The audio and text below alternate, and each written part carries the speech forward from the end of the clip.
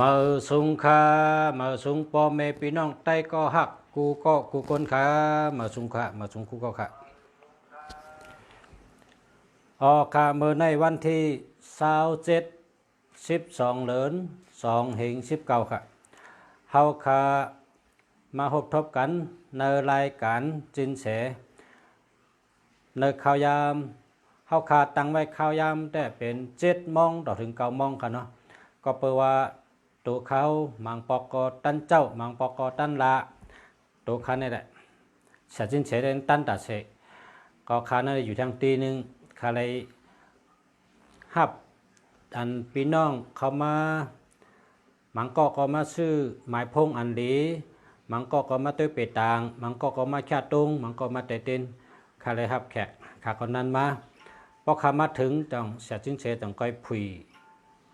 เครื่องเฮถ่ายทอดสดจังไหนกูวันค่ะเนาะก็เพราะฉะนั้นได้มันตกลื่นกว่ามันวันหนึ่งได้วันหนึ่งเหมือนกันในปักปึงเขาขาแต่ไม่ว่า7 โมงถึง9 โมงกูวันค่ะก็การสั่งว่าวันเดคาเฮาตัวตันก็เตมามันขยำ7 โมงถึง9 โมงเหมือนกันค่ะก็การเพราะว่าตันนี่ก็ย้อนกันต่อกันเนาะแต่ได้มาในเขายามเหมือนหนังตัวเดียวนี่ค่ะตัวเดียวนี่ก็7 โมงกึ่งเนาะค่ะพอไม่พี่น้องเขาค่ะเนาะเมื่อในก็เตมาเลยถ่อมจำกันรายการตอนเชือนะครับเชืออันวันนั้นก็เป็นหนามไต้เฮาคานับย้ำนับถือเกลีและ ก็อ่ำจังหวัดใต้เขาก็นับถือนะพี่น้องเขเขาก็นับถือเต้ๆว่าค่ะตีเจ้าเมืองตีเลยก็มีเขไปไว้ค่ะข้ากระทำชาเคเขาก็บอกว่าซื้อในคณะพอเฮ็ดไว้ตีเจ้าเมืองก็มันเตเป้ผีอ่ำดีตั้งเสียงนะครับว่าซื้อเนี่ยเป้โตสูมิกษาปยกะอัตัดโวตอกอัตัดโวตอกโวตองอัตัดมีดวงกูมิวอัตัดปยกะตั้งเสียงอันเป็นปล่อยมาฉะออกลั่นตั้งเสียงนั่นเตือเขาไรเนี่ยว่าเพราะอะไรโกไก่ซื้อเนี่ยเป้ปยกะผีจุ๊บผีตับนะผีมีฉาที่ตั้งเสียงนั่นเป้มดนะครับว่าเนื้อฉาเขเขาก็เฮ็ดไว้ที่เจ้าเมืองค่ะที่เชียงใหม่เนี่ยเจ้าเมืองเสือเผือกมีที่จ้างเผือกนะครับสังวาปมีพี่น้องเขาอยู่ในเมืองเชียงใหม่เคยกับไว้เจ้าเมืองเสือเผือกก็มีตั้งตกจ้างเผือกค่ะลูกที่จ้างเผือกก็มอกให้2 ทึม 3 ทึมแห้งๆก็ฮอดเอาค่ะจำจ้างเผือกค่ะเนาะอันนี้ก็เพราะว่าพี่น้องเขาเจอเป็นใต้อยู่ในเชียงใหม่ใครกับไว้เจ้าเมืองเสือเผือกในก็มีค่ะในกลางเมืองเชียงใหม่มีแต่เมื่อก่อนเมื่อมื่นค่ะไปกาขาวตึกคู่กันขาคู่เมื่อปนมาหลายปีเนี่ยมอก5 ปี6 ปีปนมาเนี่ยก็คำมาอยู่เชียงใหม่ก็หึงนะ20 ปีไปอ่ะค่ะนะก็แต่คู่เฮก็ขาก็ใกล้กับไว้นะเจ้าเมืองเสือเผือกที่เมืองไทยก็เฮ็ดด้วยเขเขาก็เฮ็ดไว้ค่ะเฮ็ดเจ้าเมืองเสือเผือกไว้เจ้าเมืองเสือในของเพกูมิวนะครับกันในตีเมืองอินเดียก็เขาก็ทำสลาค่ะอันเป็นสลาตัวนับนะครับว่าเสือในเมืองอินเดียเขานับถือแก่อังปองว่าหังงาตีเมืองอินเดียในพวกเสือครบคนเขาย่ำปันเอาตายก่อนครับงูเห่าก็ขำปันเอาตายเสือก็ปันเอาตายเขาว่าฮือในอันงูเห่าตั้งเสือในเป็นอันจอยอันเนื้อพระเขาค่ะพระพระจิวะเขานะมันจอยและขุนชิกยาเนี่ยผ่านเป็นเสือเฮแล้วยามมาเอาน้ำนมปั่นนางเนื้อคือพระอันเขานับถือค่ะเป็นห้องพระจิวะเนี่ยเนาะพระจิวะเขาเราเลยยามเลยตั้งจอยแถมตีเมเสือไม่ลูกอ่อนนั่นเอานมปั่นเฮแล้วเขาเลยกินน้ำนมเสือมาถ้ามันจะเสือเต้ค่ะมันเป็นขุนชิกยามาผ่านเฮ็ดเมเสือในพื้นพระจิวะขนาดเพราะเผาแค่ด้วยในก็เข้ากับด้วยในพื้นในศึกพื้นพระจิวะอันวางมันเป็นอันสูงสุดค่ะในเมืองอินเดียเป็นนับถือค่ะเนาะเพราะเป็นในเมืองไทยก็ศาสนาพุทธะอันสูงสุดนะอันนี้ค่ะเพราะว่าอันลองหยุ่มย้ำในก็เสือในก็มีอยู่หลายเมืองค่ะอันเป็นหยุ่มย้ำค่ะนะที่เมืองไทยก็ที่กรุงเทพก็มีที่เชียงใหม่ก็มีค่ะอยากมีที่กรุงเทพก็ศาลเจ้าพ่อเสือนะครับกำไทยเจ้าเมืองเสือนะครับมีเป็นการดูกระไว้ค่ะอันนั้นก็มีค่ะเนาะเมื่อไรก็เสียจินเสด็จอบลองพอเราเกิดปีเสือเตเป็นจังหือในก็แต่ละยินกันค่ะเนาะนอกเสลยินลองเสือก็แต่มีทางเมลค่ะนะเมื่อในเตออกมาลัดลองปักเปิงกฎหมายมือป้นมา2 ปีนะป้นมา2 ปีก็มีไว้กับเมื่อเร็วก็เจอตื้อกันเมื่อเร็วในก็เปิงนำมาแรงเปิงก็ยิบกันเตะบ่าเฮาปอมีพี่น้องใต้เฮาไหลหู้ไว้พี่น้องผู้ถมยินเฮาไหลหู้ไหลยินไว้ในเป็นลองอาเยใหญ่นะลองลำลองกูก็กูก้นกฎหมายออกมาในปุนตาเป้อป้าแกะเคเฮกังปันตัวก้นอันออกเข่า ก็พบว่าเผยออกข่าวมาในเฟซบุ๊กนะออกข่าววิดีโอออกข่าวสื่อข่าวเงาจะเนี่ยนะออกข่าวมาลัดออกในวิดีโอเนี่ยเปิ้นมีอุปติกฎหมายเกียรติเขให้กังปันอันก้นจะเนี่ยค่ะเฮาพอมีพี่น้องแต่เขาไว้เมื่อนังเฮาฮู้ไว้กูก็ค่ะเมื่อนังเสียจิ้นเสนี่เป็นไทยค่ะมันเกิดเมืองไทยค่ะป้อมเป็นเขเมเป็นใต้มันเกิดเมืองไทยค่ะมันได้วัดประชาชนไทยมันเป็นคนไทยเต็มตัวสังว่าก็เลยเพลินในก็ให้เลยสัตติกันค่ะเนาะให้เลยสัตติกันค่ะเพราะว่าชูเจ้าลัดก้ามอันเปิ้นห้องว่าสำมุกสุขะเสเนกันจังแรงๆเปิ้นหน่อยนะมันมีศักดิ์ศรีหลักฐานชูเจ้าแต่มาเป็นตัวเล็กเช่นนั้นเพราะชูเจ้าไลลาแม่นใช่ไหมกันต่อขึ้นไวๆค่ะป้อมนั้นก็เวเฮค่ะอย่าไปละ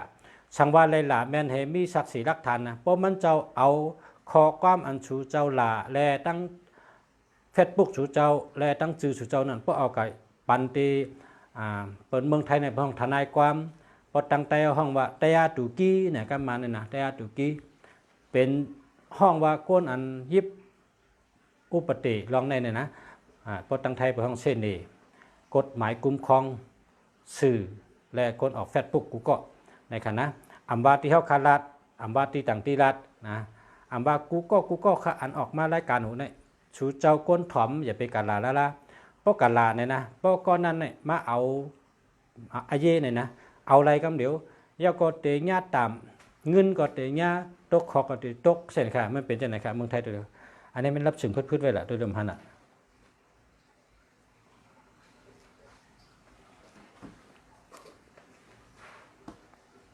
อันนั้นอันนี้ก็เขาออกมาปันสติแต่ก็เขากูก็แต่ก็ขากูก็นะแต่ก็เขาผู้ถ่อมยินเขาพอเมปีน้องเขากูคนค่ะเนาะเขาเลยสืบหลัดกันลองในมันเด่นค่ะนะมันจะเอาเพราะว่าเลยเซ็งเงินเนี่ยได้เซ็ง200,000ปดตกคอกเนี่ยแต่เลยตกอ่านปีนะ2 ปีค่ะนะฉะนั้นค่ะเพราะว่าตกคอกก็2 ปีตามเงินก็200,000อันนี้คอความอันเขาขาดได้สติตั้งแต่ในการนี้อันว่าเผลอรัดก็เยอะนะเป็นก็เลยออกมารัดก็เยอะเพราะเจียก็ทอมป้อมเจียก็อย่าไปทอมอย่าไปกะล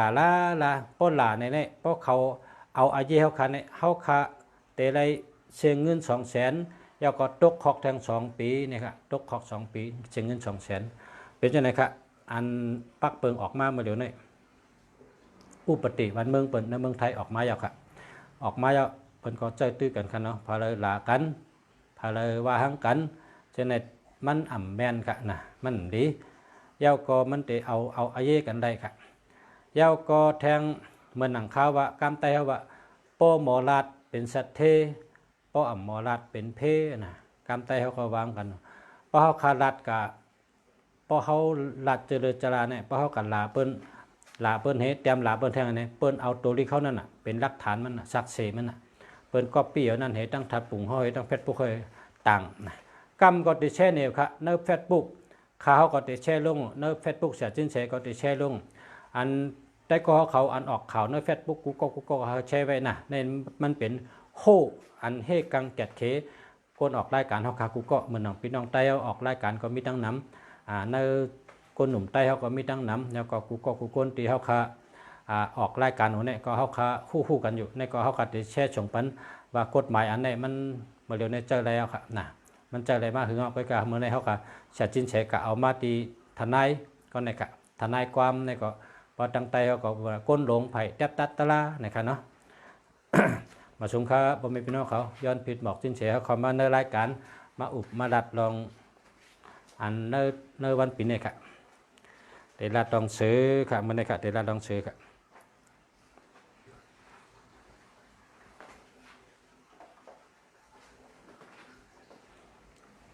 เป็นแนวทางการ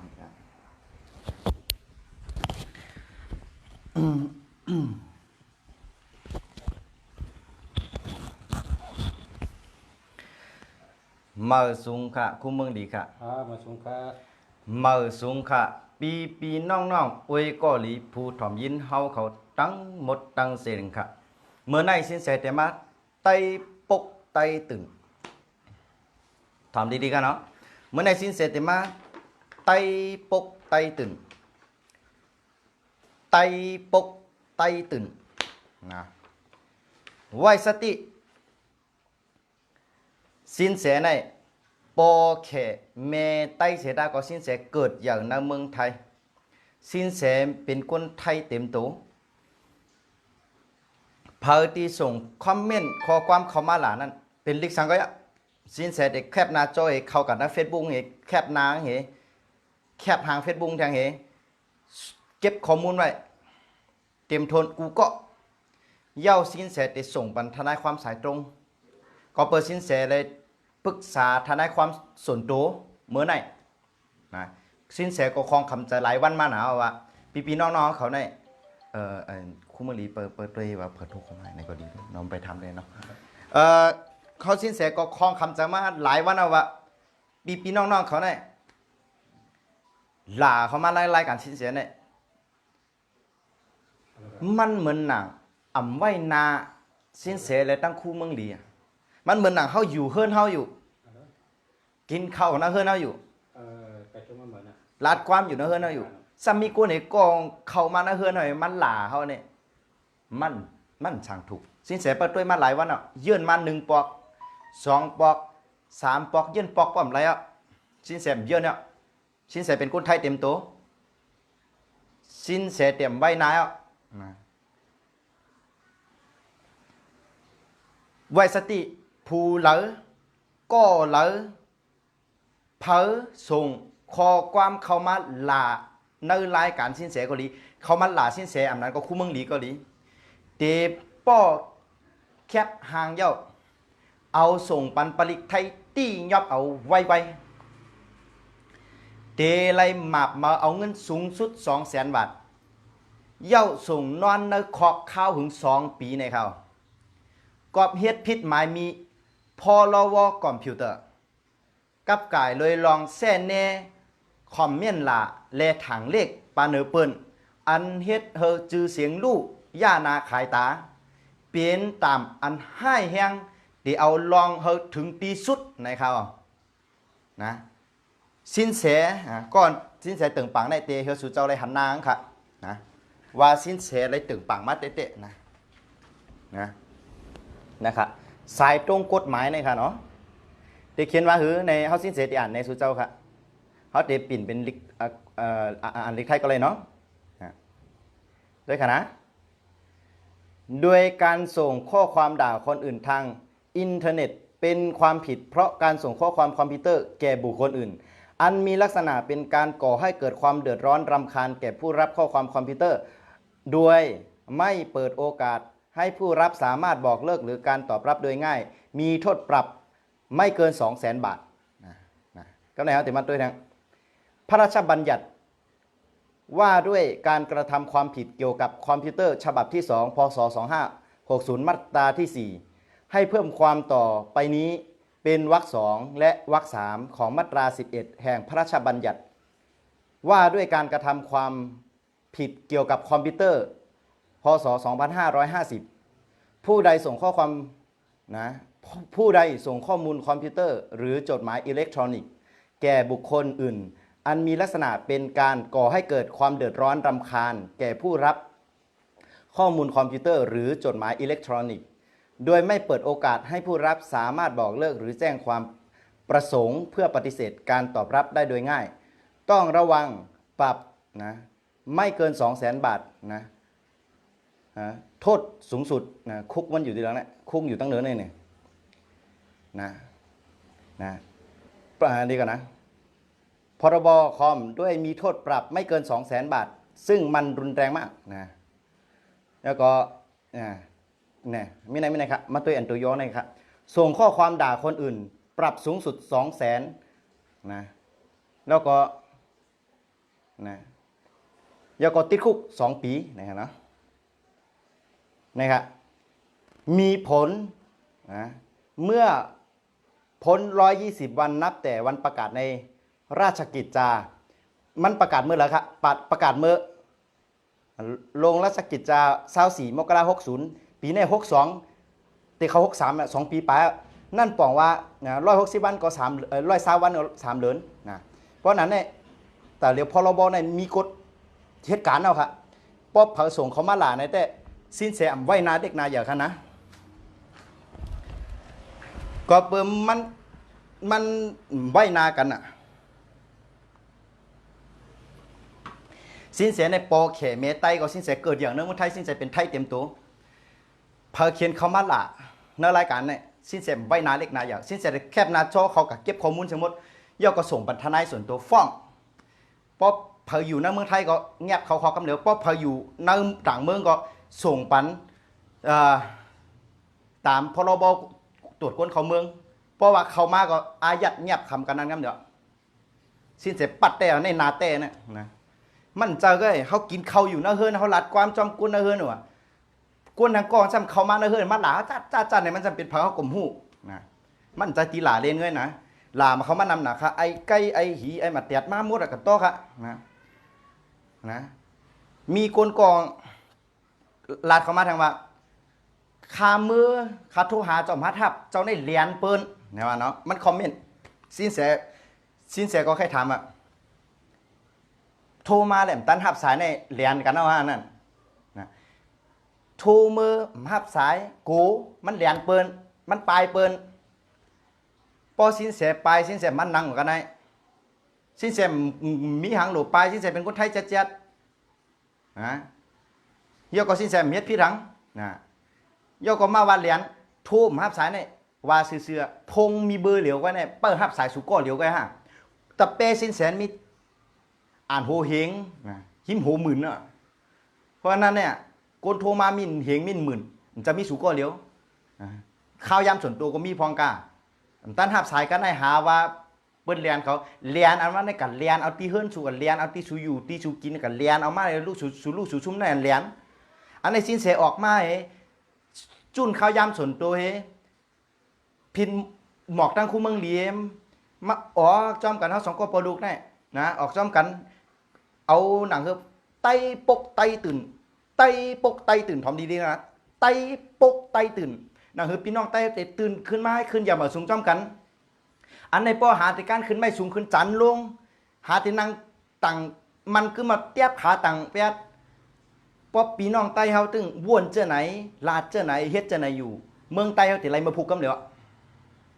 นะเพราะนั้นเมื่อเราจะเป็นน้ำหนึ่งใจเดียวกันนะเพราะนั้นป้อสู่เจ้าย่ำยั่งลองว่า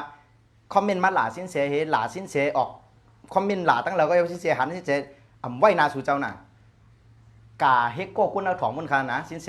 ปั๊บเงิน200,000เอาตามเมื่อสูงที่สุดนะสินเสปรึกษาทนายเอาสินเสไว้นาสู่เจ้านะลาเขามาอะไรครับไปหังกล้วยกาสู่เจ้าเปิ้กานอนเอาถองมันคานะเจ้าตีหลาสู่เจ้าในเป็นเฮือนสินเสอันนี้เป็นรายการสินเสอันนี้เป็นเฮือนสินเสตั้งคู่เมืองหลีนะเขาอยู่หน้าเฮือนอยู่ซูมเจอสูก็ออกว่าซูมไข่ทอมซูมไข่ยินซูมท่าทอมมันจะตีหลาสูนะสูยามมาหลานะสินเสไข่คืนไหลวันหนาวนะเพื่อการสินเสเยื่อหนาวก็มันอันสินเสก็เยื่อเจอลีนั่นน่ะเนาะเจอลีจะเลี้ยวลีมันแตกเอาครับนะเฮือสุฮันเนี่ยว่าเขาก็ลีแตกเอาเมื่อเจ้าเนี่ยโทรหาไอ้ทนายว่าทนายข้าออกรายการเนี่ยมีคนเขียนเขามาหลาว่าเจ้าไหนในจ่องมีกฎหมายทางคุ้มครองห้าวนะมีเขาพอเราบอกคอมพิวเตอร์ขนาดปรับเงิน200,000ครับอยู่ถ่อง2 ปีครับสอนเนื้อจะเขาแคปขอความไปละแต่เป็นลิขางก็ขอความนั่นนะสอนเนื้อหาใจความเป็นสิ่งที่รุนแรงก็จะครอบจะแคปไว้ยกก็เจ้าบุขึ้นเข้ากันในเฟซบุ๊กนั่นถ่ายหน้าเฟซบุ๊กเนี่ยกะเอานางขึ้นมาทั้งนะไรก็นายก็สามารถส่งเข้ากับกรมการปกครอง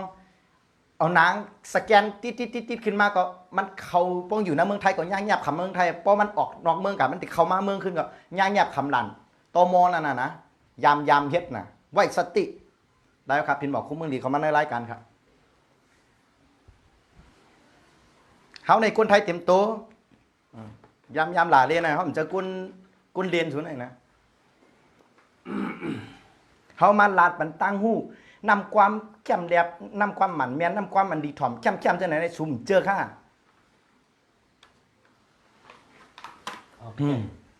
เนาะครับพินบอกคุณมึงดีมาสงครับพ่อแม่พี่น้อง กูก็กูคนครับกันในสืบถอมรายการจิ้นแชร์ครับนะครับเนาะขอได้นำพ่อแม่พี่น้องอ้อยดีผู้ถมยนเขากูก็กูคนครับได้เป็นรายการจิ้นแชร์เมื่อในวันที่27 12 เดือน2019ครับออกรายการกูวันเช้ายำ8 โมงถึง 9 โมงครับเนาะกลางค่ำครับ มีคนว่าปิ่นแหนกำรู้เหมือนกันเขาไม่ได้ปิ่นแต่เขาแต่ปิ่นแหนเนี่ยสู่ใครเขาปิ่นเขาแต่ปิ่นแหนกำกระถางนั่นเต็นรถเดียวเนาะเขาแต่ปิ่นแหนนานเขาอ่านเมื่อไกลนั่นนะเขาติปิ่นแหนอันนั้นมันลาดว่านะพระราชบัญญัตินั้นไอ้เขาว่าหมายมีวันเมืองนะพระราชบัญญัติว่าด้วยการกระทำความผิดเกี่ยวกับคอมพิวเตอร์มาเนี่ยปริกหมายมิงปริกวันเมืองนะหมายมีปนกฎหมายหมายมีปริกวันเมืองนะเลยลาดไว้กับไก่เลยลองคอมพิวเตอร์อันเขาเรียนอยู่ในโซเชียลมีเดียนี่นะในพื้นที่2ปีอันโล่งนั่นปี2เฮง5ป่า60แถวที่4ไล่เขียนเอาไว้ว่าแถวที่4ตอนที่2และตอนที่3ในโหที่11ของหมายมีปฏิวันเมืองนั่น ว่ากับไก่ด้วยโซเชียลมีเดียคอมพิวเตอร์ของปี2550เผอผู้เหลอก็เหลอส่งเมสเซจอันเป็นห้องว่าเขียนคอมเมนต์ในขณะนะส่งเขียนคอมเมนต์เนี่ยนะเข้ามานะอันเป็นจดหมายก็ดีอันเป็นข้อความก็ดีเกี่ยวกับอิเล็กทรอนิกส์เจ้าในการลักษณะนะเจ้าในการเมื่อนางนะลาเปิ้นว่าแห้งเปิ้นส่งปันเปิ้นนำหนาป้นตีอันนั้นก็ลาเปิ้นว่าแห้งเปิ้นเซ่แน่เปิ้นเฮ็ดเธอเปิ้นเลือดไม้เฮ็ดเธอเปิ้นหลีจังเฮ็ดเธอเปิ้นสุกยุงเจอเฮ็ดเธอเปิ้นเลือดไม้นะเหมือนวันนะกับกายด้วยการส่งข้อความนั้นการส่งเมสเซจนั้นนะอำเป็นพรสังในการที่ส่งมันเปิ้นอันเปิ้นได้ฮับเบลก็อ่ำจังสืบขึ้นเกาหลีอำนั้นก็สืบขึ้นในสู่เจ้าเฮแปดเกาหลีอำนั้นก็อำตั้นเลยสืบขึ้นเกาหลีนะเพราะว่าไรเอาแคปตัวนั้นเย้านะเย้าขึ้นแคปหางจือเรียบร้อยเย้านะข้อความตั้งข้อความอันไปเย้าไหนพอเอาตามเตมีตามเมื่อกินเงิน200,000 บาทนะเย้าก็ญาติทอง2 ปีพอสั่งอยู่ในเมืองไทยที่เอาไว้เข้าทองพอสั่งอยู่นอกวานนอกเมืองเข้ามาญาด่านตมหยับขำตมสดเย็ดเข้าทองส่งออกนอกเมืองนะครับเนาะอันนี้ลงไว้เมื่อวันที่24เดือน1ปี2560มีบังคับเจ้า120 วันนับเอาวันตีลงนั่นในก่อนไร2 ปีเอานั่นก่อนว่าพุ่น120 วันอ่ะอันในมีเจออะไรอ่ะปริหมายมีปริวันเมืองอันไหนเนี่ยเพราะสุเจ้าหล่าสินเสเข้ามาหล่านักรายการสินเสเนี่ยนะสินสุเจ้าใบนาสินเสก็ใบนาสุเจ้านะสินเสก็เป็นคนไทยเต็มตัวนะเกิดอย่างในเมืองไทยเต็มเลขจบในเมืองไทยปริญญาในเมืองไทยนะลาละจบปริญญาหันนะก้อยการอะไรมาหลายเบอร์ย่ำในสินเสนะเด็กเก็บเอาหลักฐานทั้งสมมติส่งบรรทนายส่วนตัวที่สินเสเตจังย่อก็ฟ้องสุเจ้าคือคนนักแข่งผมตั้นเก็บเอาคือสู่อยู่ปั๊มไรในเมืองไทยมีกันได้ก็ค่ะมาหล่าสินเสนอะไรค่ะเขากินข้าวนะเฮือนแต่เดี๋ยวนี่เป็นเฮือนสินเสนรายการนี่เป็นเฮือนสินเสนเป็นเฮือนคู่เมืองดีเป็นเฮือนเรา2 ก้อนเป็นเฮือนปีน้องใต้เขาเป็นเฮือนปีน้องเขาก็กูภาษาป่องกำใต้น่ะกำในเขากินข้าวลาดต่อกันมีก้นก้อมาหล่าเขาเนี่ยหลุยยามแป๊ดได้ก้นก้อนนั่นพินบอกคู่เมืองดีเขามารายการค่ะ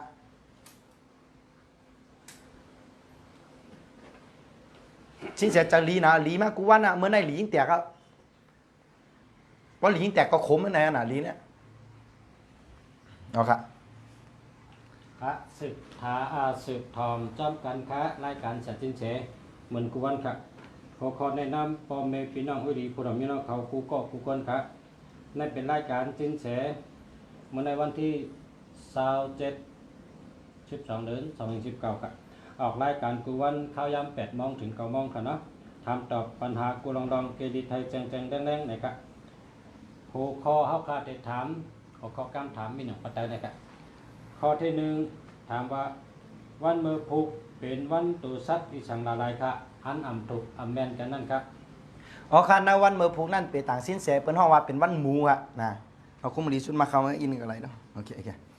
ปีต่างสินแสเปิ้นฮ้องว่าเป็นวันหมูค่ะวันหมูเนี่ยอำยันกันตั้งงูค่ะก่อนนั้นเนี่ยเกิดปีงู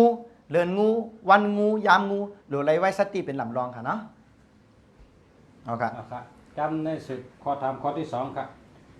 ถามว่าในวันเมื่อพุกเป็นวันถัดอีสังกะ ในวันเมื่อผูกนั่นปีต่างสินแสเปิ้นฮ้องเป็นวันทานดินเลขค่ะก่อนนั้นปีน้องก็หลายก็ติมอฮักกันเปียงกันในค่ะอ๋อ เอาครับสืบข้อถามข้อที่3ครับ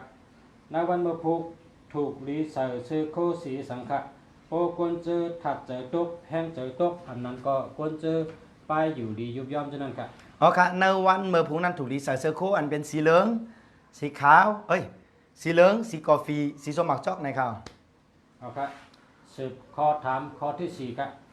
ถามว่าในวันเมื่อพุกถูกลีเสือซื้อโคสีสังขะก็คือ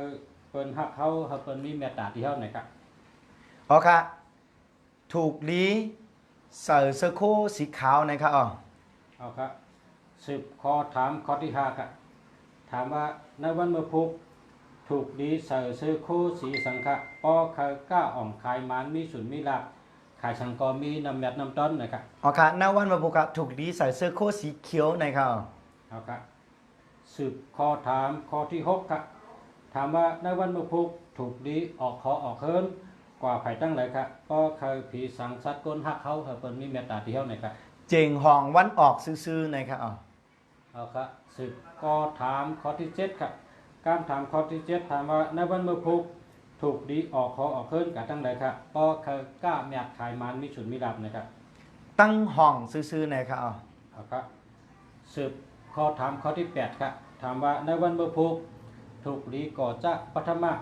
เตเฮ็ดลองสังฆะเฮาเป็นมังกรลาลีและปันพันดีปุนดาตัวเฮาคานี่ครับ เอาค่ะในวันเมื่อผูกนั่นเป็นต่างสินแสเปิ้นฮ้องว่าเป็นวันปีอันว่านั้นไม่เป็นป้าตัวเดียวกันตั้งป้าว่าต่างต้าเพียดจำเตอปิกนะปิดเนี่ยเนาะปีตัวเดียวกันนะปีในตีป๋องว่าปิดมันแก่นปิดมันกึมนะนั่นบอกว่าในการที่เดพังซบพังหกพังแห่เผาผีโกนตายเนี่ยเตเฮ็ดให้ลูกหลานขึ้นอย่างเหม่อสูงเจ้าไหนข่าวย่อคออันถูกเลียดแทงนั้นมีอย่างแทงไหนในการมาพูกนั้นในการที่เดเฮ็ดเมืองเฮ็ดผายเฮ็ดเขินน้ำผายน้ำนะถมน้ำบ่อถมหน้องนะถมบ่อห้ามถมหน้องห้ามหน้องหลุมทั้งสิ้นนะถมหลุมถมลุกถมลุกถมหลุมนะอึดแปดหูโหหูป่องทั้งเสียงเสียมกาเนื้อการที่แม่ผาสร้างกำเปียงมันจัดมันอามันวะว่าแม่กับแม่เฮ็ดเถอะมันหลีเนื้อการที่พอเก็บเงินอยู่มาตั้งปีไข่หลีเมื่อนาและอันเท่าสิ้นเสียรายล้านไว้ว่าเพอเป็นปีตัวสัตว์อันกำเฮากับกาเลยเงินกำเลยสุเจ้ากาเฮอเขาสุดต้องอธิษฐานเอาเงินในใส่ถุงใส่กระเป๋าเงินปันเฮาก็แต่เก็บเงินคำอยู่อำนั้นนะอำนั้นมีเงินเบาทุกๆสั้นๆเหเอาสุดต้องเหย่อก็ใส่หน้ากระเป๋าเงินเอาเหนะว่าเฮอเก็บเงินคำอยู่เอาในกันนะเงินวันนั้นอย่าไปจ่ายย่อก็สุเจ้าเตเก็บเงินคำอยู่ย่อเฮาปันทริคปันเสริมข้อทางอีกนึงเงินเบานั่นนะตายมันพอเป็นตัวสองตัวสุดท้ายนั่นนะพอเป็น16อำนั้นก็1ฮะเงินนั่นแต่ฮู้ว่าเพราะว่าใส่หน้ากระเป๋าเนี่ยก็เดี๋ยวห้องกันเข้ามาเหมือนพันนะพันเงินพันคำนะห้องกันเข้ามาก็มั่นไปว่ามามั่นไปเงินคำสุเจ้าก็จะเก็บอยู่เอาสืบเพราะสุเจ้าเฮ็ดจอมมันหนักเสียร้านเนี่ยนะครับเนาะเอาละสืบข้อถามกันทางครับ เอาครับสืบข้อถามข้อที่9ครับถามว่าในวันเมื่อพุกอันถูกดีเฮ็ดนั้นมีสังใดๆครับ อ๋อครับอันเนวันเมื่อพุกอันถูกลีเฮ็ดนั่นนะก็เปิดมันเป็นวันปียิกนะวันปียิกอันว่านี่มันอึดเดียวก็มันตอกเลขมานะปากนั่นน่ะนั่นเป็นวันปียิกปิดเฮือมันแก่นปิดเฮือมันกึมปิดเดียวลืมปิดอันลีเฮ็ดตั้งเสียงนี่อันมันปิดเลยเช่าซ้ำโลกับปิดนั่นน่ะเหมือนอย่างค่ะเบิ่งเตียงนะเฮาถูกลีกะหาหมอยาตาตั้งเสียงหมอยาไผ่ตาค่ะเนาะตาเจ็บตาเลียงตาแม่นตาอาตาปุดตาเหลือกตาม่านตาขี้ข้านตานอนรับตาจับกันจื้อไว้เอาเนาะตาทั้งเสียงเนี่ยอันกับกาเลยตาเนี่ย อำถูกดีกับเฮ็ดนะกับปาดกิ้วตานะกาเช็ดตาสองจันก็ดีนะกับซักกิ้วตาจำตาจำเนี่ยนะอำนั้นก็นะกะหาสลามอยาผายตาเนี่ยนะอย่าไปกว่านะแล้วก็อันกับการเลยกับเฮ็ดหมันตานะกับเคียดหมันตากับอีวัดชายตามเนี่ยอำถูกดีเฮ็ดค่ะเนาะเพราะนั้นตาจังหวัดเพราะว่าตาเนี่ยมันมีผุยครับลูกซ้ำลูกอึดนั้นเป็นมันอึดกันนะกับอึดของหนุ่มบอดไปก็ค่ะเนาะมันบอดกันเดียวเสียตามมันติดก็มูกะพังแล้วก็บอดใบลื่นมันนะกำไรซ้ำก็ให้ถังตีเขียนจำเมียนมาเลยเก่านั่นน่ะอันนั้นน่ะบนนั้นได้ยกกะตาเวะยกก็อันถูกเลียดทั้งนั้นเนื้อการตีออกเข้าตั้งไกลจำแต่ที่กล้าขายลงนะการกล้าขายทั้งเสียงในการออกเข้าตั้งไกลจำในหลุดไรไวสติเป็นลำรองยกก็เนื้อการดีที่เขาฮับตำแหน่งฮับจันทานฮับอย่าทุจำในถูกลีฮับปล่อยจำในกอบสังพอฮับกับไว้ลื่นมาในมันปิกเปียดหลับเพราะมันปิกเปียดกูเมียวมันเป็นมันปิกก่อนนั้นเนี่ยถูกลีฮับในวันพุกจอมในเป็นอันถูกลีฮับทั้งสิ่งในวันพุกอันเฮาสินเสียลาดนั่นค่ะเนาะมีจะไหนค่ะครับกำได้สิบข้อถามข้อที่10ค่ะถามคนตานั่งยิงผู้ยิงเจอป้าต้องป้าสันเตเมมานเขาโลไลสติวิริยะในวันเบิดพุกในวิสังอะไรครับในวันเมื่อพุกนั้นทางเขาเย่เขาถงเขายุ่งเขาสางเขามอเขาก๊อกเขาปุ้งเขาอุบเขา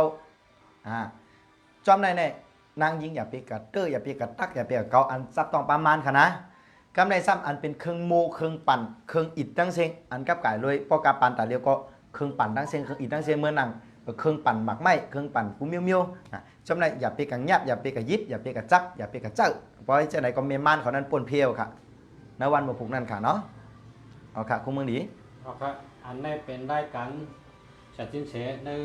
ทำตอบชิปคอครับเขาขาลัดเมื่อในคุณตาเจอตื้อในวันมาพุกนี่ครับผมเป็นพี่น้องเขาครับมันหนังว่าวันมาพุกเด็กกว่าตั้งหลายวิลาเด็กกว่าตั้งหลายเขาเป็นมีเมตตาที่เขาเด็กกล้าขายตั้งหลายเขากล้าขายดีจะไหนก็เจอตื้ออะไรกูวันค่ะเนาะเขาขาอุบเมื่อในคุณตาเจอตื้อในวันมาพุกครับในชิปคอกูวันครับผมเป็นพี่น้องเขาครับสืบเช่นในก็ย้อนถ่อมรายการจัดสินเส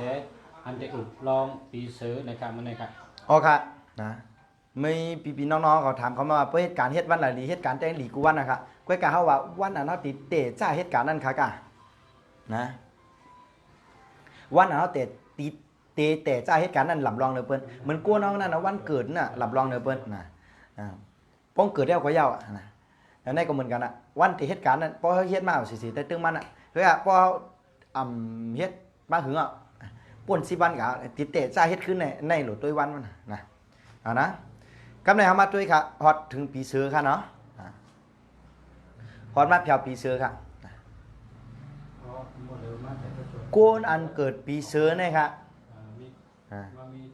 ป้าถึงพี่น้องไต้ก็ใครว่าตั้งนำค่ะเนาะก็ไต้เขาเนี่ยเป็นนำเสือค่ะลูก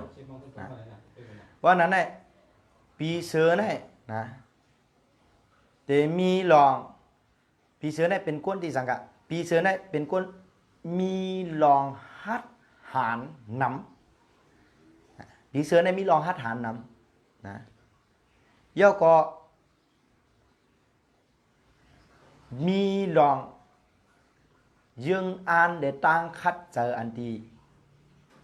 สูงนะนางเฮจัดปานมันเจ้าติขึ้นอย่างมาสูงนางเฮจัดปานมันติไล่หลีไล่เปลี่ยนนั้นมันคัดเจออันนั้นค่ะคนปีเสือย่อก็เป็นก้นที่เลียบเฮียนอุเสกนี่ค่ะคนปีเสือย่อก็เป็นก้นที่มีต่างหูนำต่างหันกวางเสียมกาเป็นก้นที่มีเยื่อหมายอันที่แจงแดงหลีเป็นก้นมีน้ำกัดแข็งย่อก็ทรงเฮ็ดเธอตัวเจ้าเก่านั้นเนี่ยเป็นที่หังค่ะเป็นตีก้นตั้งน้ำเนี่ยปักตาด้วยเป็นตีก้นตั้งน้ำเนี่ยสนใจเพราะเปิ้นสนใจเปิ้นปักตาด้วยมันติเฮ็ดเธอเปิ้นปักตาด้วยเปิ้นสนใจเหมือนหนังเขามาหลานในรายการสิ้นเสียในขณะเฮ็ดเธอเขาสนใจเฮ็ดเราเขาปักตาด้วยแต่พี่น้องใต้เขาเป็นไงแล้วก็ก้นเกิดปีเสือก็ต้องเป็นไงก้วยกะเขามาแทงเต็มไรสิ้นเสียใบหน้าสิ้นเสียเอาส่งเข้าถ่องงั้มเดียวนะกำในก้นเกิดปีเสือไม่อย่างแทงไหนก้นเกิดปีเสือซ้ ทรงอุบทรงลาดค่ะทรงเจาะเอาอะไรปัดเราลาดต่อกันในเจาะนะอันนี้อ่ะเอามาปัดเราก็เอาหันกันเนี่ยเลยลาดต่อกันมันเจาะในก้นปีเสือก้นปีเสือในพอเฮ็ดแล้วก็หักเสือหักคือก้อยกับปีเสือในป้องไหลเฮ็ดเรามันบวชเราก็มันก็เฮ็ดก็นั้นปีน้องเฮาตั้งหนำเนี่ยเฮ็ดเดียวมันบ้วนจอมหนังอันมันเฮ็ดมันเฮ็ดเดียวมันก็มาบ้วนอันนั้นก็มันบ้วนเดียวมันก็เฮ็ดได้เสือในปลาหลายเนี่ยมันเฮ็ดเดียวมันก็มาบ้วนนะเสือในมันหลูเฮ็ดอันดังนะมันหลูเบียดก้นอันดังกินเอากับมันหนังบ้วนพี่น้องใต้เฮาก็เป็นนั่นเนาะเฮ็ดอันดังเฮ็ดเดียวกับมันหนังบ้วนเนาะก็เฮ็ดได้จับรู้เฮ็ดได้จับรู้เนี่ยปลาหลายมาบ้วนจังนั้นก็เนาะเฮ็ดได้ป้อกันไหนหลูเฮ็ดนำเลยนะเอาละก็เฮามาใครรัดแต่ตัวเสือก็กับพี่น้องใต้เป็นนำเสือเพราะนั้นเนี่ยเสือเป็นคือครับเสือในมีรองแก่นแข็งมีรองแก่นแข็งมีรองหัดหานมีรองหยุ่มยำในตัวเจ้าเก่าแล้วก็เสือในเจอลีเสือในเจอลีเปิ้นเปียดฮู้ว่าเปิ้นเปียดก็เต็มเจอเฮอเปิ้นเปียดนะอันนี้เสือในเจอลีเนาะพี่น้องแต้วเจอลีครับมีหลายก้อกะเขามาเหตุการณ์ในเมืองไทยยามเหมาไทยเปิ้นเปียดเปิ้นเรียนเอาเงินค้ำกะเป็น2-3 แสนอันนั้นก็ย่าสาวไทยเปิ้นเปียดเอาเงินเอาค้ำกะก็มีตั้งนำกันเนาะก็เปิดสังกะพี่น้องใต้เฮาเจอลีเจอกลางนะเจอกลางเจอลีนะแล้วก็เสือกับคนเกิดปีเสือเนี่ยสูงนะเจือกในการที่ฮัดหันเป็นคนฮัดหันเพื่อการมองปองในฮัดหันป้อมเมียนตีเมียนตั้งก็คือนะย่าป้อมเมียนตีเมียนตั้งนะอยู่กลางตั้งก็จางข้างใส่กันได้ไหนครับเนาะเพราะนั้นเนี่ยเพื่อการพี่น้องแต่อันลีเนี่ยแก่นแข็งฮัดหันแล้วก็ยุ่มย้ำน้ำกันตัวเจ้าเก่าเสียมก้าเป็นคนเจอลีเป็นคนเจอกลางเป็นคนตีนเมามือเบาหน่อยครับพี่น้องไตเขานะครับคนเกิดปีเสือนะฮะนะก็เนี่ยมาตัวค่ะคนเกิดปีเสือในปี2020เป็นหือนะคนเกิดปีเสือในปี2020นั่นนะฮะนะโลไลไว้สติในการที่ออกข้าวตั้งไก่จำกับไก่เลยลองตัวสัตว์อันมีเขียวงาดังสิเปิงเตียปีเสือนะปี2020นั้นจังย่ำหมาครบมาครบนะหมาครบหมาย้ายหมาล้ำ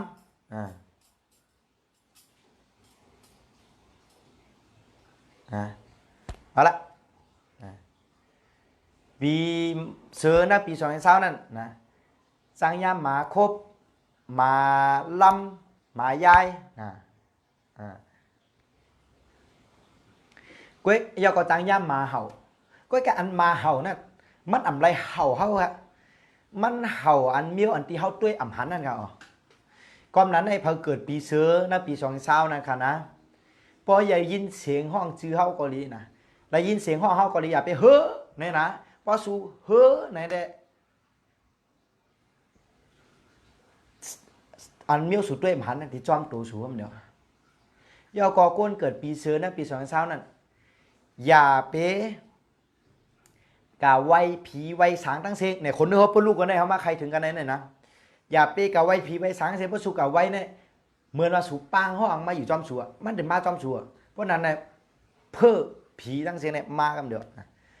อย่าเพราะเป็นห้องอัมพันโตอย่าไปเหือค่ะเย้าก็เพราะอย่าเป๊กะไว้ผีไว้สางค่ะนะ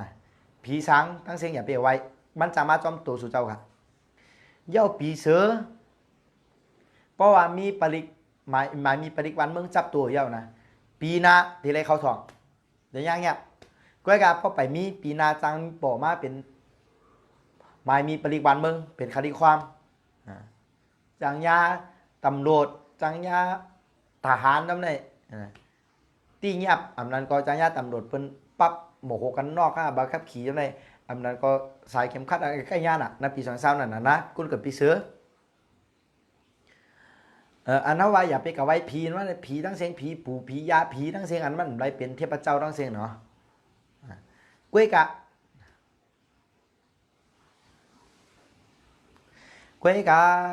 นะกวนเกิดปีเสือนั่น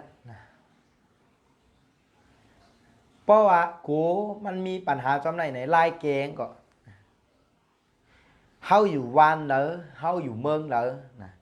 เฮอกาไว้เจ้าวานเจ้าเมืองนั่นปอเมืองไทยก็เป็นว่ากาไว้ศาลเจ้าปอลักเมืองเมืองเชียงใหม่ก็เจ้าปอลักเมืองเชียงใหม่อยู่ที่ละกาไว้อยู่กรุงเทพก็ศาลเจ้าปอลักเมืองกรุงเทพอยู่ละกาไว้อยู่เมืองใต้ก็ศาลเจ้าปอเมืองใต้วันเหลือเมืองแล้วก็จะมีของเผ่าของมันกาไว้ครับกาไว้เจ้าวานเจ้าเมืองกาไว้อันเป็นผีเจ้าปอลักเมืองกาไว้ศาลเจ้าปอลักเมืองเพราะเมืองใต้ก็กาไว้เจ้าวานเจ้าเมืองนั่นนะเพราะกาไว้เขาเจ้าในเหมือนตั้งเขากัดถึงปางเปิ้นน่ะเพราะเขาคำนาคำตาเปิ้นก็ลงปันตามเขาน่ะเพราะกัดถึงปางใครย้อนปึงอิงกุ่งมุนปรามีเจ้าเขาพองคะย้อนพกสมหมุมเงาเหมือนหนังจองที่คำพกสมงามเมาเจ้าค่ะเฮออะไรอยู่ดีกัดเย็นเฮออะไรกล้าขายออกมันเฮออะไรกัดเย็นตัวกัดเย็นใจหิมากล้าขึ้นกัดตั้มยำขึ้น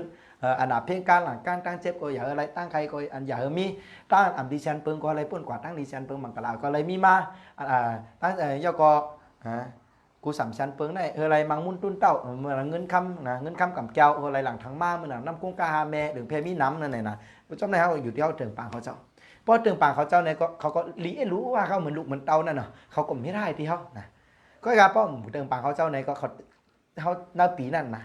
เขาจังทบเพอะไรนะแล้วก็เขาย้อนเขาเจ้าเลย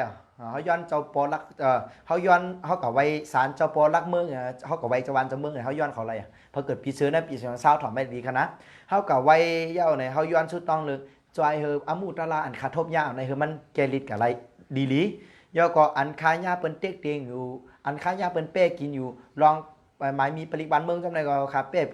ป็นกับอะไรดีๆแล้วก็อันเท่าอ่ำถูกลีย้อนนั่นมันมีเขาอันนั้นอ่ำถูกลีย้อนนั้นมีเมียวสังขารในก้นเกิดปีเสือนะปี2020นั่นอันอ่ำถูกลีย้อนนั่นลองป้ายอยู่ดีเขาเพราะว่าขอย้อนเนอค่ะป้ายอยู่ดีเต็มทนเสกัมขาป้ายอยู่ดีเนี่ยอยู่ดีกินหวานกัมขาเนี่ยสู่เจ้า1ย้อนสู่เจ้า1หนาวอ่ะสู่เจ้า1ย้อนสู่เจ้า1ยุ่มดีกินหวานครับก้อมนั้นนะสู่เจ้าอย่าไปย้อนลองป้ายอยู่ดีกินหวานครับอย่าไปย้อนได้ละนะเรื่องอยู่ดีกินหวานเนี่ยสู่ลืมงามเดี๋ยวสู่อย่าไปย้อนนะเพราะว่าสู่อันย้อนใดมันมีอันย้อนใดในย้อนเหอจอยกุ้มสาหักสาวเจ้าค่ะ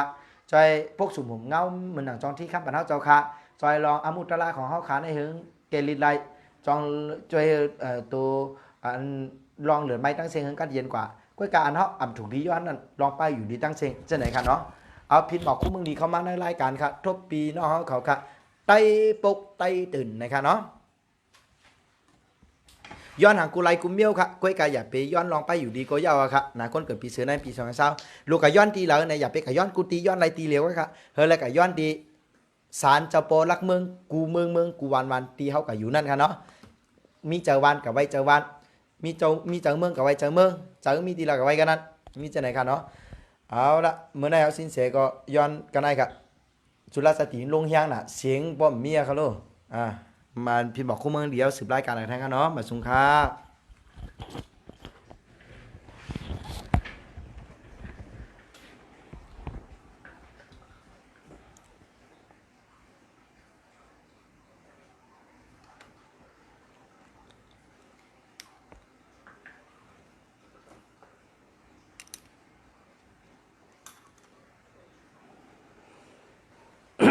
มาสุงคามาสุงปอมีพี่น้องเขาสืบเสในก็สั่งว่าปอมีพี่น้องเขาเคยถามตุ้ยลองหมายจากลัดอันที่เขาเจออยู่ในเป็นจังหือคาในก็ทำคำว่าอะไรครับหมายจากลัดจ่องลีจ่องมีเงินจ่องรถเพตั้งหักจ่องลีไผ่ปีญาจ่องมีจ่องแมนจำนาการค่าเฮ็ดนาการจังไหนเตรียมเข้ามาถามเข้ามาอะไรครับก้อยกะสังวาติถามก็เฮอกดแชร์อันตั้งค่ะนะกดแชร์กูกกูกนค่ะกดแชร์พอแชร์ในปังว่าต่างกรุงเสียงแล้วค่ะเนาะต่างกรุงเสียงค่ะเขาถามจังหือก็ถามเข้ามาเลยค่ะเนาะก้อยกะมือติดถามก็กดแชร์อันตั้งค่ะเนาะ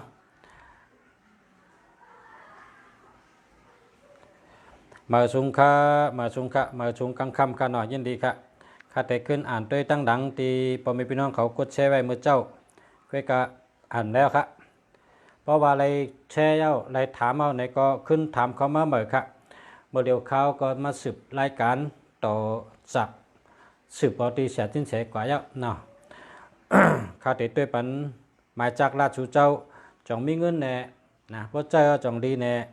จองแมนจอมนาการค้าหือเนาะนาการค้าเฮ็ดจังไหนหมายจากรัฐค้าเป็นอันไหนนะจองมันแมนกันค้าจองรถเพค้านะก็ถามอะไรกันเนาะ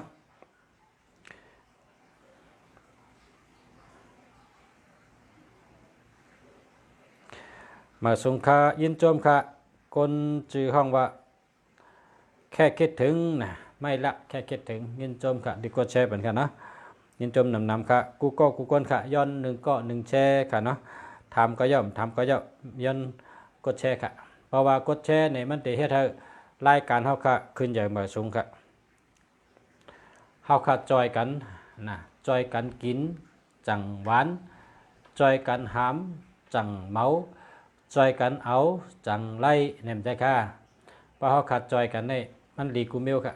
เหมือนจังตึกเรือนตัวใหญ่ๆหมดในเขาตัวเล็กๆเขาจอยกันหามกันตึกเรือนตัวใหญ่ๆนี่ก็เบาตรงหงค่ะเขาเอากับเป้ไล่ตึกเรือนเป็นตัวนั่นโกนเขาคาก็หลุดพร้อมกันนะหลุดพร้อมกันพอเขาขับพร้อมกันหนึ่งก็หนึ่งอิดหนึ่งก็หนึ่งอิดนะ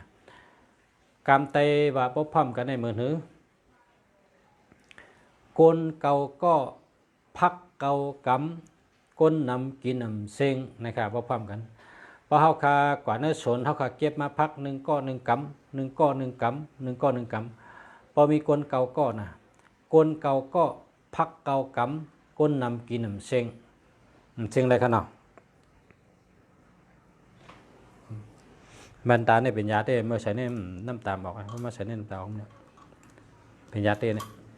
เมื่อกี้ยุดเก่าเพราะว่าเขาพร้อมกันในเมื่อนั้นครับก้นเก่าก็พักเก่ากำก้นนำกินนำเชิงนะครับเขาขาพร้อมกันหนึ่งก้อนหนึ่งอิดจอยกันในก็เพราะว่ากดแชร์ในก็อาจุงได้ทั้งสองฝ่ายชูเจ้าได้ถามมาในการรายการสาระนี่ถามลองสั่งก็ติดตอบปันได้ครับเมียวเขาขาหูค่ะนะ พอเมียวขาตอบแล้วก็ติดตอบปันเหมือนเจ้าเสียเขาหลัดเมื่อในฮอตาลาว่าถามยังก็ติดตอบกูเมียวเนี่ยว่าเจ้าเสียว่าเจ้าเสียติดตอบกูเมียวฮะตอบกูเมียวพอหูก็ตอบหูผมหูก็ตอบว่าหูเนี่ย ตอบว่าที่นั่นนะเนาะก็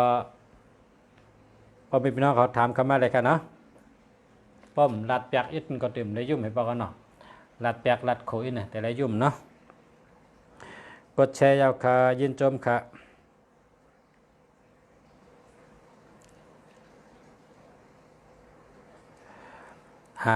สามพ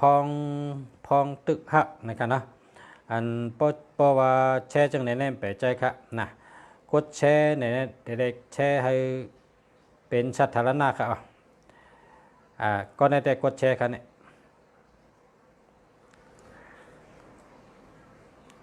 ปู่เจ้าศรีวัน093148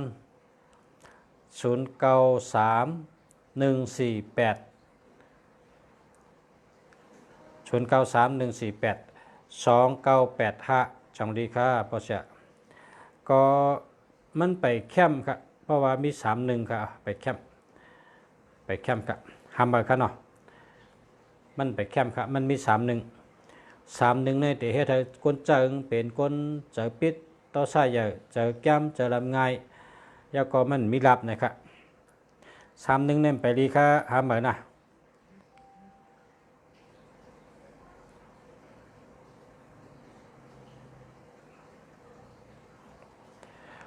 กดแชร์เหตุใจก็จังไปถามกับ ที่พี่น้องถามเขามานะกูก้นค่ะเนาะกดแชร์อย่างไปถามค่ะ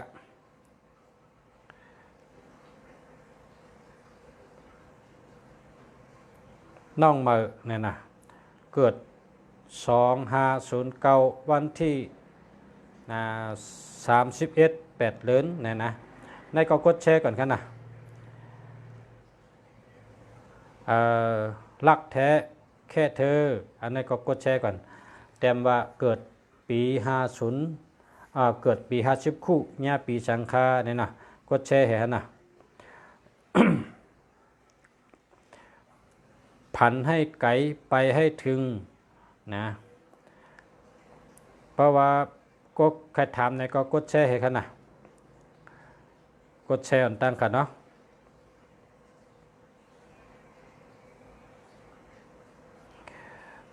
ยินชมค่ะกดแชร์ปัญญาค่ะ0876977239จังดีค่ะปอชะอำดีค่ะ7667ก็มดีเปิ่นใจค่ะเนาะ2772อันนี้ก็เปิ่นใจค่ะห้ามเบิกค่ะนะห้ามเบิกค่ะพอมีพี่น้องเขาค่ะเสียมันดึงเกินพี่น้องเขา รักแท้แค่เธอไปใจเบี้ยวค่ะแค่จังเน่มไปใจค่ะกดมันได้มี2ตุ่มค่ะมี2ตุ่มอันนึงติดแต้มว่าเพิ่นอันเป็นสาธารณะต้องแลกเป็นสาธารณะค่ะเลยนะเข้ากันในมือถือเจ้าเก่าแล้วก็กดปุ่มมันมี2ปุ่มค่ะ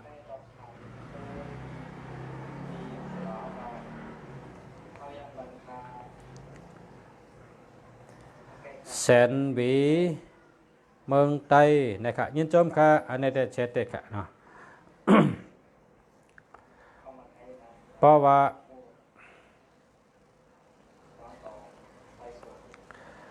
่าอันกดแชร์เนี่ยนะมันได้ขึ้นเป็นตุ่มไหมครับนะมันได้ขึ้นเป็นตุ่มไหมครับ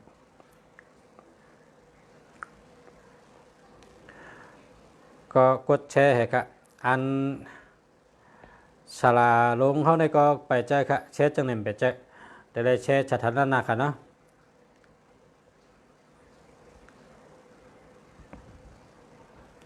ใจร้อยเนี่ยเนาะโลเนี่ยเนาะโลใจร้อยนะอันนี้ก็แช่ไปแม่นครับนะไปแม่นครับ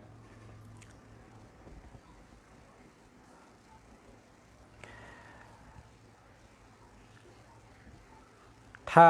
ไม่มีสันเนี่ยนะอันนี้ก็ไปใจครับแช่จังหนึ่งไปใจครับเนาะหาไล่ใหม่ครับเพราะว่าพอมีพี่น้องเขาไปมอเช่เนี่ยก็พึกเอาครับเพราะพึกเอาตั้งแต่มอมาครับ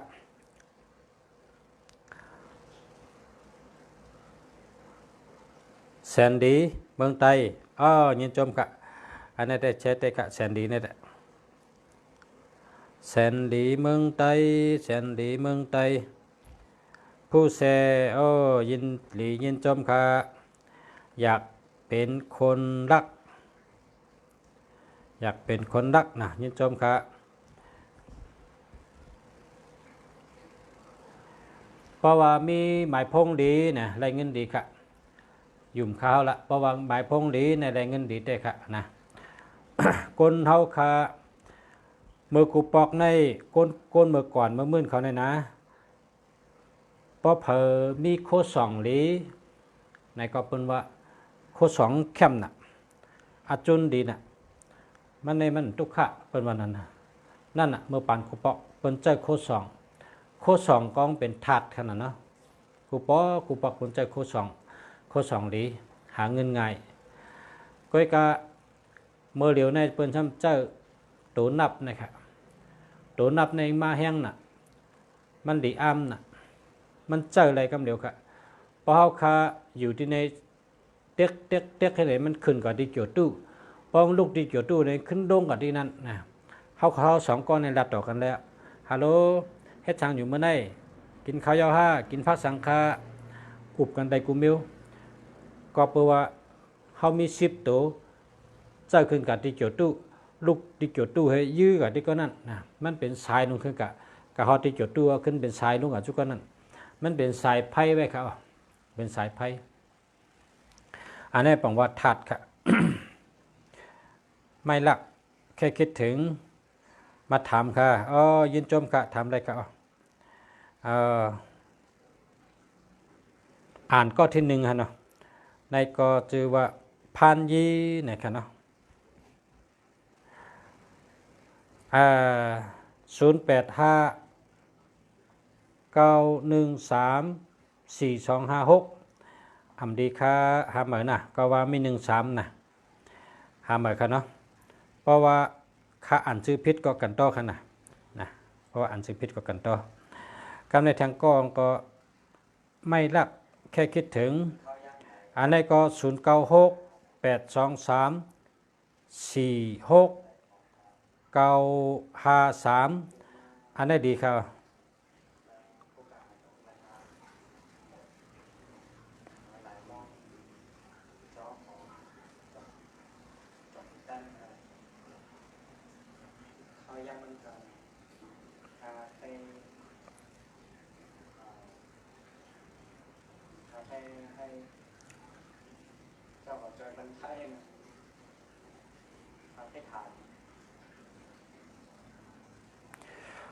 ยินจมค่ะที่กดแชร์เป็นค่ะเนาะยินจมค่ะเพราะว่ามีตัวนับหลีแต่ได้เงินดี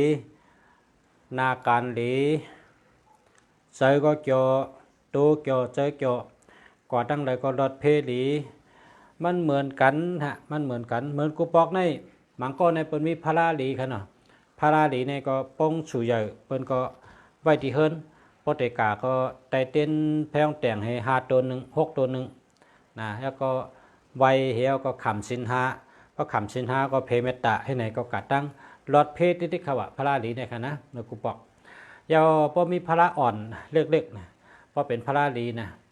เพิ่นซ้ำเอาเสือท่องกะค่ะเพิ่นเอาเสือท่องกะนะเอาจับตัวค่ะอันนี้ก็เพิ่นท่องว่าพาราหลีนะครับเนาะเพิ่นเอาจับตัวกะมันก็จ่อยคนเท่าไรอันนั้นเมื่อก่อนค่ะกาบมัดด้วยทัดตัวเร็วเนี่ยกาปานมาเร็วเนี่ยซ้ำเปิ้นหาเปิ้นก็ลาดอกนะเปิ้นก็ลาดกันกูเมียวอ่ำว่าพี่น้องไทยอ่ำว่าพี่น้องเจ้าคือต่างเจ้าคือเพราะว่าหมายพงในอันละรอดเพในก็ซ้ำมีอยู่ค่ะอันละเมตตาลีในก็ซ้ำมีอันละไรเงินน้ำในก็ซ้ำมีค่ะเนาะเลือกเหตุใจเอาค่ะจำหนังตั้งหลูเฮาคาหลูนั่นเฮาคาหลูมีเงินในก็เอาไผ่มีเงินมาใจ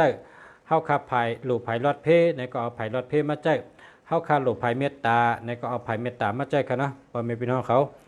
มีพี่น้องแชร์ขึ้นว่าแทงสองก็ค่ะก็กะจื้อเต็มมาอ่านค่ะนะ092 510 97898นะครับเนาะ97898ไปแคมป์ค่ะไปแคมป์ค่ะเพิ่นห้องว่ามังกรปีกฮักเอาค่ะจังได๋ได้มังกรปีกฮักมันเป็น789เนี่ยเป็นมังกรก็น่ะมันมี01นะ0110ในหน้ากลางข้างฮักเอาค่ะนะปีกมันบินได้วะเรียกใครค่ะเนาะ8หมึก5หมึกยาวก็อันที่2 094 527 41877มันดีค่ะตั้ง2อันดีเรียกตั้ง2อันค่ะอันตั้งเตยเนี่ยเป็น18เนี่ยเป็นใจ27ก็เป็นใจค่ะเรียกก็5หมึกค่ะยาวก็ยิงนะด้วยปันอีก1ค่ะแชร์ค่ะยินจมค่ะ063ยาวก็1063 539นะมันดีค่ะมันดีค่ะ31ในเป็นใจค่ะเนาะ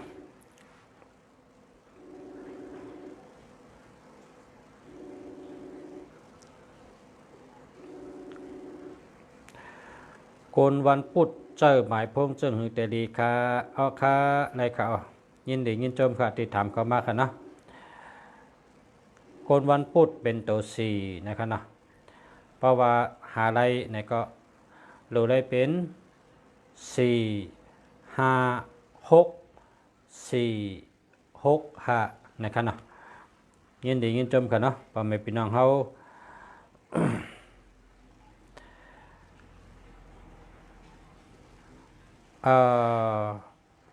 พันให้ไกลไปให้ถึง087 489 6968นี่แต่ดีค่ะนี่แต่ดีค่ะอันนี้แต่ดีเอาใครเจอแล้วค่ะนะโดยปันอีกหนึ่งค่ะ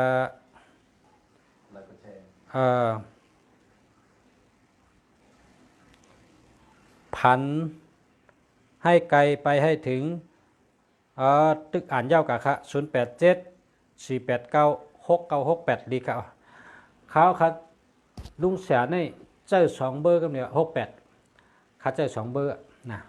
เจอมาหึงแล้ว088 789 1968อันนี้ก็เจออยู่กูวันแล้วก็098 789 3568นี่ก็เจอกูวัน68มี2อันกันดีค่ะ68ได้ดีค่ะ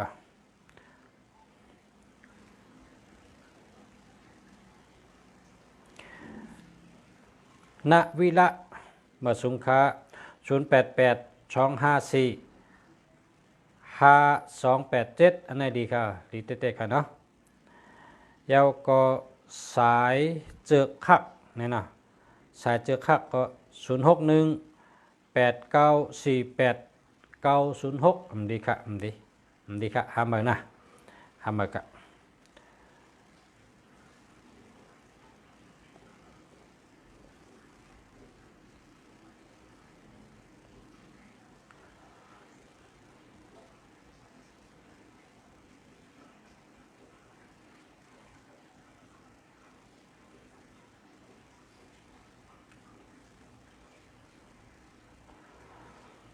ปล่อยตัวค่ะปล่อยตัวเต็มขึ้นมากขนาดเต็มขึ้นมากค่ะแสงหลีเมืองไตเต็มขึ้นมากค่ะเนาะ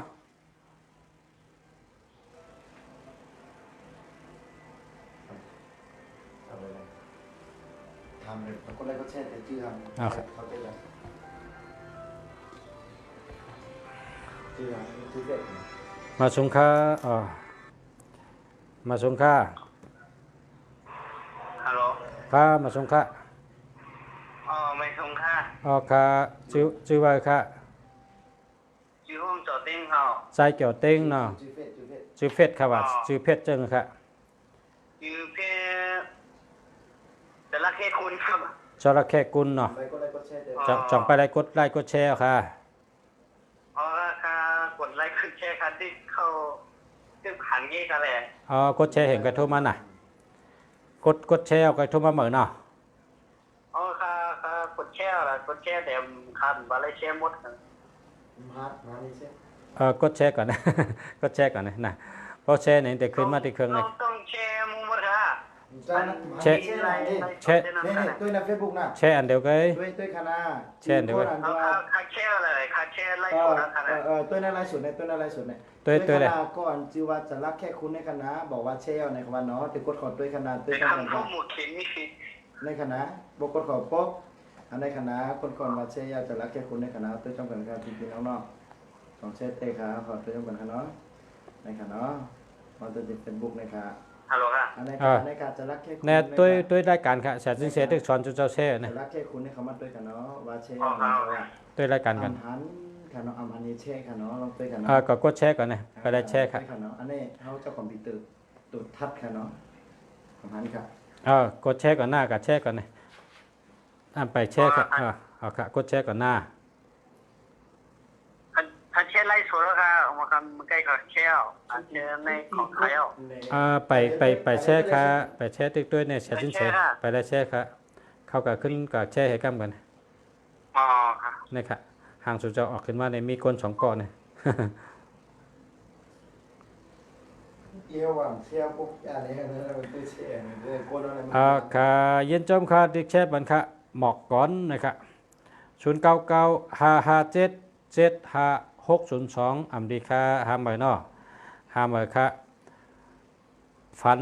ให้ไกลไปให้ถึง0634096435ในกลางมี40ค่ะ40เนี่ยมันแคมค่ะห้ามเหมยค่ะยาวก็แชร์ยาวค่ะ กลวันพุธนี่นะ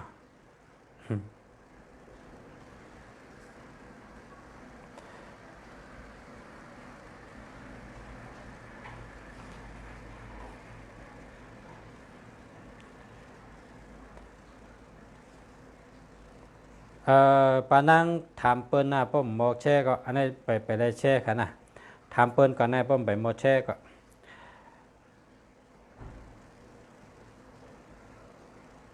กดแชร์เจ้าจังก็ถามค่ะนะกดแชร์ก่อนตั้งค่ะ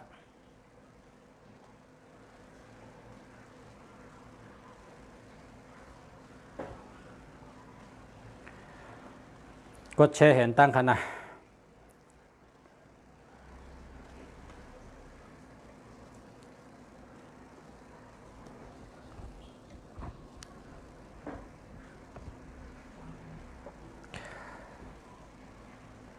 ฝันให้ไกลไปให้ถึง061 9412 953เปิ้นใจายค่าอันในเปิ้นใจมันดีค่ะมันดีเอา8เห็นน่ะแล้วก็แสงหลีเมืองไต้0966459866อันนี้ดีค่ะดีค่ะ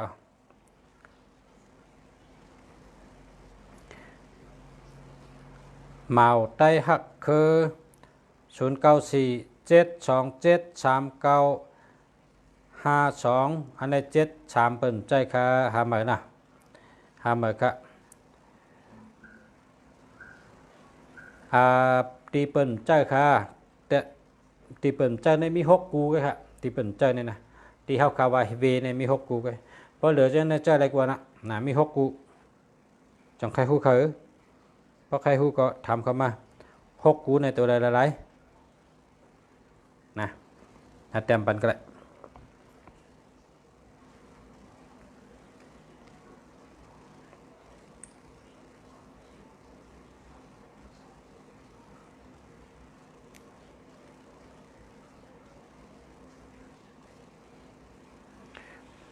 ให้ไหนครับเพราะว่าเผอใครก็ถามเขามาในไลน์น่ะแต่ช่วงมันเป็นภาพอันเนี่ยมันเป็นภาพอันมันนี่มันแล้วติดตัวมามันเป็นมี6อันก็แค่แต่ไม่มี6ตัวก็นะมันมีในปกติอันเด็กๆนั่นเพราะว่ามีไลน์ลุงเสียก็ตักคำมาในไลน์แต่ช่วงเพราะผมมีไลน์ลุงเสียก็เมื่อพุกแต่เอามาเปียให้ในปันเนาะมันได้ลืมออกมา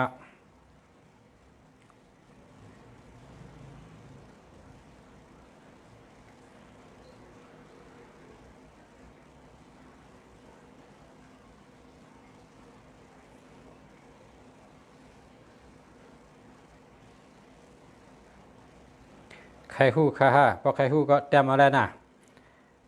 แต้มกันในกำเดียว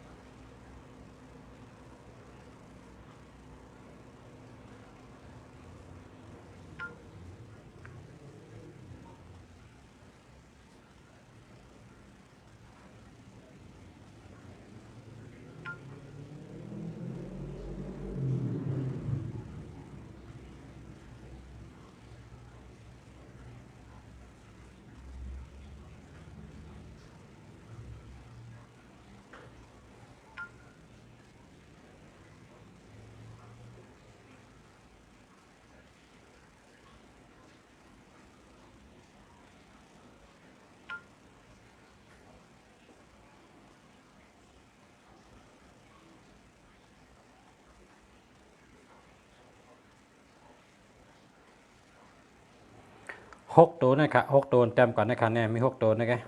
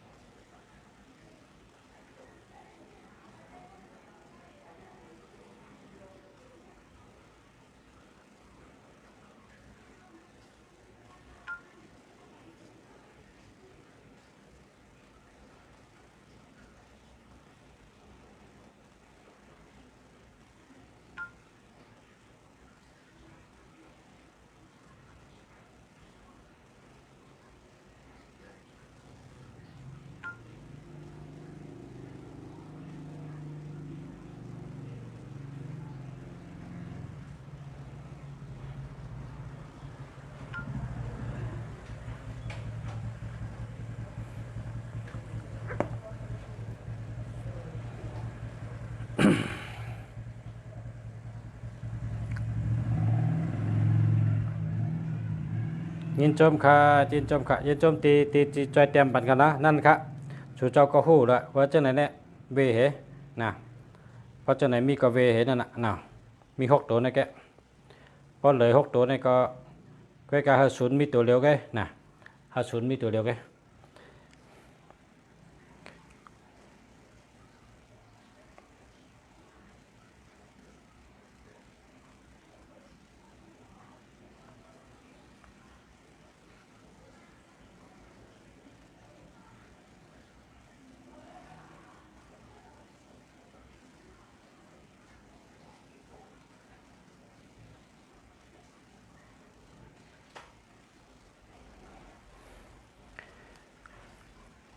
เมื่อว่าก็ปันอันรถเพก็เป็น989นะอันนั้นก็9989นั่นเป็นอันรถเพครับอันนั้นเป็นจุ่มที่1จุ่มที่2ทำเป็น499 499 9599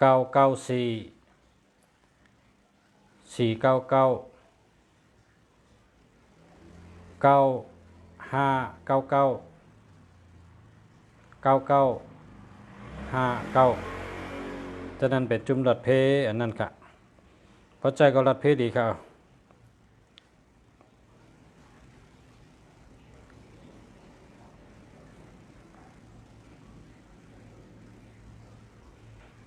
ยินเจอแมวคาในดำใบก็ลงยินเจอแมวคาในดำใบก็ลงเนาะพึกว่าฮะล่ะพึกว่ายินเจอแมวคาติเตรียมในเฮาคาในกะเมื่อไกลได้ใครฮู้คาอ้อในได้เตรียมข้าวเมาเพื่อเฮาลาดเอาซ้ำเย็นดงกะยินจมคาตีลุงสาลาเตรียมแนวคายินจมคานาลุงสาลาจมคานาลุงสาลาที่เตรียมแนวคาเฮาหลบพึกลาดนะเฮาจะได้เป็นก้นขึ้นกับขึ้นปานก้นเฮาคาในเมืองหลวงนี่นะเปิ้นฮ้องว่าสังคมนะกำเปิ้นนี่นะกำไทยนี่นะสังคมบันดีนะเปิ้นจะว่าเปิ้นขึ้นใหญ่มาสูงพอเมื่อด้วยสังคมใต้เฮาน่ะก็เปิ้นว่าอยู่เพออยู่มันน่ะมังปอเขาขึ้นเฮิรนกะทำด้วยนากัน มันแคมจังนั้นนะเฮาหลบพึกคือมาค่ะลูกต้องเลยมาค่ะอันมีหังให้จอยค่ะนะมีหังเตได้ให้จอยปันค่ะมีหังให้จอยแถมค่ะพึกอุบพึกลัดขอความเฮาหน่อยนะเปิ้นลุงฉายามลัดนี่เจ้าวงเขเนี่ยมันเมิกน่ะก็ในเนี่ยเจ้าวงเขก็ในเนี่ยชื่อเจ้าวงมันเป็นคนจอมซึกนะกะมันชื่อว่าตังโตก็ในเปิ้นในใครเอาตายมันเอาตายได้ก้นซึกมี200,000ก็ในอันนางยิงอันมาห้องกำบากมันในซัมบาฮือเนี่ยว่านางยิงอันห้องกำบากว่าตัวเฮาไหนว่าเล่าเหมือนหนังหมอกนะเล่าเหมือนหนังหมอกอายเขาก็หอมเหมือนหนังหมอกฉังไรเลี่ยมเนื้อเขาใครเขาก็เจียมเหมือนน้ำพึ่งเนี่ยมันจมเหี่ยวถ่อมแบบมันจมเห็ดตัวมือเหมือนจะเนี่ยต่างโตนี่นะกำได้นะมันทำกลุ่มกินเราก็เนาะตั้งจมเห็ดตัวเพกเปิ้นว่าเนื้อเขาในเจียมเนื้อเขาในหอมเขาในหางลีในเปิ้นอ้ำนี่จะนั้นมันถ่อมหมดอ่ะก้ามันป้าไว้เนื้อขอความเสริงไว้ว่าลิ้นเขาในผายหรือหอกสูกว่าเนื้อเนี่ยว่าลิ้นเท่าในผายหรือเลี้ยวชูกำก่อนนะกำ2คอในมาทำดื่มถ่อมเหี่ยวตัวมือเดียกินเราให้เมาอ่ะวายก็นั่งยิงก่อนห้องกำตัวนี้แหละขึ้นเอามันตายค่ะแต่ว่าซบกำเนี่ยนะเป็นรัดก็เฮมีสติทอมนะเป็นใครว่าหืออันเฮาอุบต่อกันเนี่ยนะเป็นใครว่าหือนั่นอธิกเปมันนะเฮาพึกถ่อมเฮาแจงแรงแล้วก็มีสติเหตุถ่อมนะอย่าไปลาดิถ่อมเฮามีสติถ่อมใครว่าหือนั่นมันใครป่องแรงเหนือเฮาจังหือนั่นมันใครรัดเหนือเฮาจังหือนั่นเนี่ยนะโปรแกรมไทยว่ามันใครสื่อถึงอีหยังนั้นในโปรแกรมไทยนะโปรแกรมไทยก็ว่ามันใครรัดนี่เฮาลองสังเนาะมันใครอุบนี่เฮาลองสังเนาะเฮาติสติเฮ็ดทำดีๆให้ไรอธิกเปมันเนี่ยนะเฮาหลบเป็นจังนั้นนะ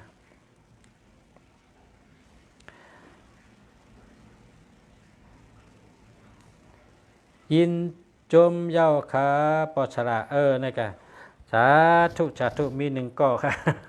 มีหนึ่งก่อยินจมขาหลบพึกรัดจังไหนค่ะเฮาหลบพึกรัดค่ะเฮาหลบพึกรัดนะไตเฮาก็เป็นก้นคือเจ้าคือขุนคือมีเจ้าว่องหอคำหอแสงหอคำมาถึงปานเจ้าผ้า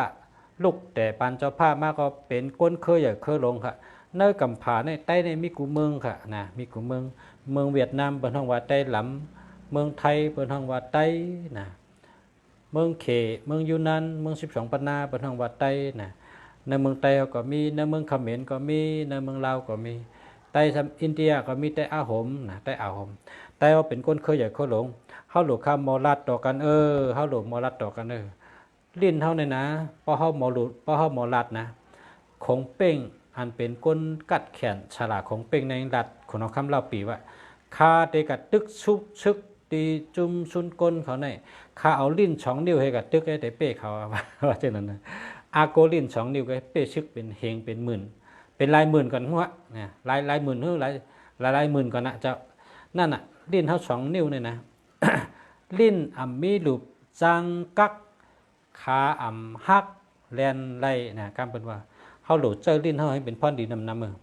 เฮาโหลลาดหมอเฮาโหลพึกลาดเฮากันนี่อย่าไปอายดอกพึกลาดต่อลุงเสียป้อสุยามเอาในสุกาลาต่อเปิ้นก็สุเป็นตั้งยามกะอีหังที่เฮาพึกยามก็จับยามเป็นอาจ้างเฮากะกูเมียวอ่ะพอเฮาเฮ็ดร้องไห้ก็ตั้งยามอาจ้างให้ตั้งยามให้แต่ป้าจับตัวเฮากะ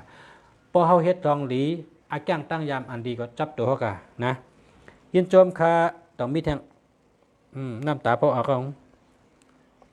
ยินโจมคาติมาลัดนี่ปันเป็นให้ไหนกะก็ที่2สาธุข้าวยามก็เตรียมค่ะพอมีพี่น้องเขาข้าวก็สาธุผมจมหาสู่เจ้าเฮาคาหมอลัดต่อกันหมอเฮ็ดก็กันให้พอขึ้นอย่าเหมือสูงให้พอเฮิงเปิงเสยกับวันตามื้อนาให้ดีเสอ่อนตอนเสเก่าเนื้อปีเหมืออะไรมีตั้งหู้เหมืออะไรมีน้ำกัดเหมือปีญาเหมือเงินค้ำเหมือเข้ามาเหิงโตตอนดีเสียตอนเสเก่ากูก็กูก้นขาย้อนชูให้พอมีพี่น้องเขาขึ้นอย่าเหมือสูงเฮิงเปิงเสยป่องแจงแรงเจอมีหยันมีปีญาโตตอนกูวันอะไรลักแหลมแชมป์กาหรือเก่าย้อนให้พอมีพี่น้องเขาอยู่ดีมีเงินห่างดีกึกบึ้นกูก็กูก้นขาเหมือสูงขา